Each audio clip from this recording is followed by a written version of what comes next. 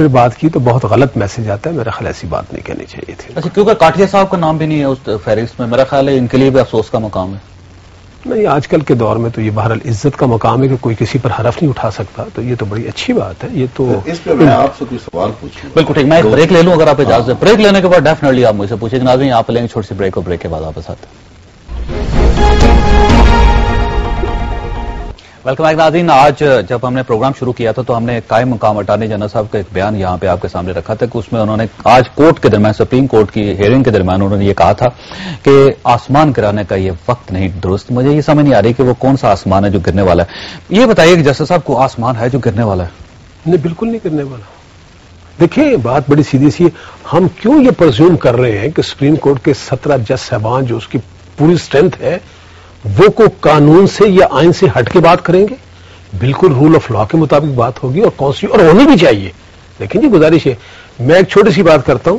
یہ ہمارا آئین ہے اور یہ سپریم ہے، اور باقی جتنے آرگن ہیں وہ اس کے پیٹ سے نکلے ہیں.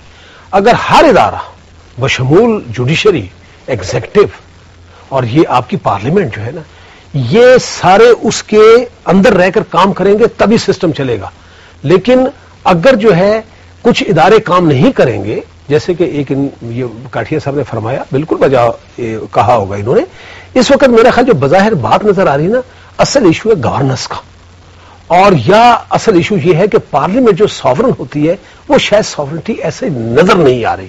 تو اگر پارلیمنٹ، ہم تو چاہتے، دیکھیں پارلیمنٹ بنائی کس لیے ہوئی ہے؟ اسی تو بنائی. ہم یہ کہتے ہیں کہ پارلیمنٹ اپنا کام کرے، پارلیمنٹ اسرٹ کرے اور ایگزیکٹو جو اکاؤنٹیبل ہو، تو بس پھر ٹھیک ہے. اچھا کاٹی صاحب، جو ایک بات جو ہم نے پہلے سلمان تاثیر صاحب کا ایک بیان آپ کے سامنے رکھا تو اس میں انہوں نے بڑی دلچسپ بات کی. انہوں نے کہ این آر او تمغہ ہے اور مجھے بہت افسوس ہے کہ اس فہرست میں ہمارا نام نہیں. اب یہ الفاظ کی بات ہے. ویسے میں ایک چیز بتاؤں آپ کو، بلکہ میں یہی کہوں گا کہ آپ یہ بتائیں کہ جنرل پرویز مشرف یہ کہتا تھا کہ میاں نواز شریف اور بے نظیر بھٹو اس ملک میں نہیں آ سکتی اور یہ وہ انتخابات میں حصہ نہیں لے سکتی. تاریخ ہے یہ. اچھا، ان کو واپس آنا چاہیے تھا یا نہیں آنا چاہیے تھا؟ آنا چاہیے. اچھا، آگے پرویز مشرف نے یہ این آر او کس مجبوری کے تحت سائن کیا اور کیوں ایکسپٹ کیا؟ کیوں ایکسپٹ کیا؟ آپ بتائیں نا. آپ بتائیں نا. این آر او آپ نے سائن کیا. این آر او سائن کیا نا، کس لیے کیا؟ وہ آپ نے ڈیل کیا، میں نے تاکہ ملک کے اندر ایک ڈیموکریٹک پروسیس کو جاری کیا جائے. بے نظیر صاحب آ گئی، ان کا راستہ اس این آر او نے کھولا. نہیں، ڈیموکریسی میری بات سن رہے نا، میری آپ بات کے لیے ایک جمہوریت سے ڈیل کر رہے ہیں.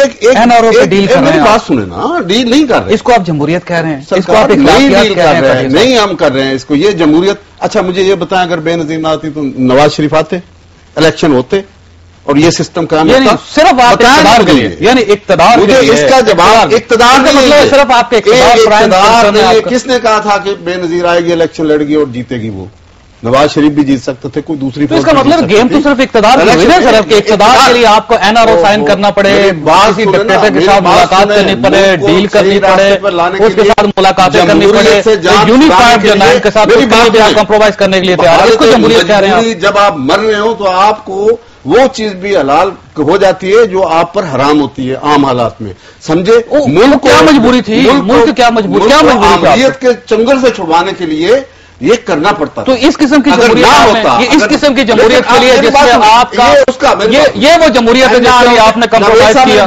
نہیں، اس کے لیے اس کو جمہوریت کہہ رہے ہیں. این آر او کے جج صاحب بیٹھے، این آر او کی جو پرووائزو اس میں یہ بات ہے کہ وکٹمائزیشن کو ختم کرنے اور فری اینڈ فیئر الیکشن کے لیے ہم یہ کر رہے ہیں. نہیں، وہ دیکھیں جو آپ نے ساری کرپشن دیکھیے، اتنی کرپشن ہے، 8,140 لوگوں کو جو نا. بات یہ نہیں ہے، بات یہ ہے کہ الیکشن ہوئے، بے نظیر اور سارے نواز شریف واپس آئے، ایک سسٹم چلا. اوکے، آخری سوال چلا گیا، پرویز مشرف چلا گیا. شاہ جی سوال کا شاہ جی، یہ آپ کو مطلب میاں نواز شریف کو لانے کے لیے، محترمہ بے نظیر بھٹو کو لانے کے لیے کمپرومائز کرنا پڑا. جمہوریت ہے جو اس کا رزلٹ ہے این آر او کا. نہیں، جمہوریت لانے کے لیے کمپرومائز کیا؟ پہلی بات ہے کہ میاں نواز شریف صاحب کو این آر او سے کوئی دور دور تک نہیں. بے نظیر کا راستہ کھلا ہے، محترمہ آئیے تو نواز شریف آیا. اس کو آپ مانیں یا نہ مانیں، آپ نہیں مانتے، لیکن حقیقت یہ ہے کہ بے نظیر کے آنے کی وجہ سے وہ آئے.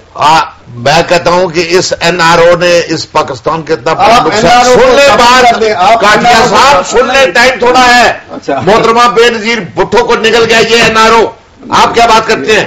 اتنا بڑا نقصان کیا اس این آر او نے اس ملک کا کہ محترمہ بے نظیر بھٹو جیسی انٹرنیشنل پالیٹیشین اس ملک کا ایسٹ، اور آج تک آپ 2 سال ہو گئے ہیں یہ نہیں بتا سکے کہ اس کے ساتھ ہوا. آپ کہتے ہیں کہ این آر او. اچھا بہرحال چھوڑے، سوال یہ ہے چلو دوسری طرف چلے گئے یا تیسری طرف چلے گئے. سوال گئی اب پروگرام کا وقت ختم ہو گیا، پروگرام وقت ختم ہو گیا. جناب غلام فرید کاٹیا صاحب، سینیٹر ظفر علی شاہ صاحب اور جسٹس طارق محمود صاحب، میں تینوں کو شکر گزار ہوں.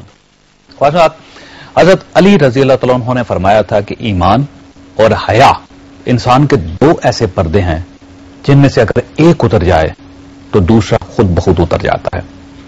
اب سوال یہ ہے کہ ایمان اور حیا جیسے پردوں کو سب سے زیادہ خطرہ کس چیز سے ہوتا ہے؟ ناظرین، حیا اور ایمان کو سب سے بڑا خطرہ ناجائز دولت سے ہوتا ہے، کیونکہ ناجائز دولت کے ہوتے ہوئے انسان باحیا رہ سکتا ہے اور نہ ہی اپنے ایمان کو بچا سکتا ہے. پیچھے رہے گی دولت، تو قدیم ایران کے لوگ گھاس پر پڑی ہوئی اس اوس کو دولت کہتے تھے جو سورج نکلنے کے بعد بھاپ بن کر ہوا میں تحلیل ہو جاتی تھی. واضح اللہ تعالیٰ آپ اور آپ کے اہل خانہ کو ایسی دولت، ایسا رزق عطا کرے جو آپ کے حیا، آپ کے ایمان اور آپ کی عزت میں اضافے کا باعث بنے. اللہ حافظ.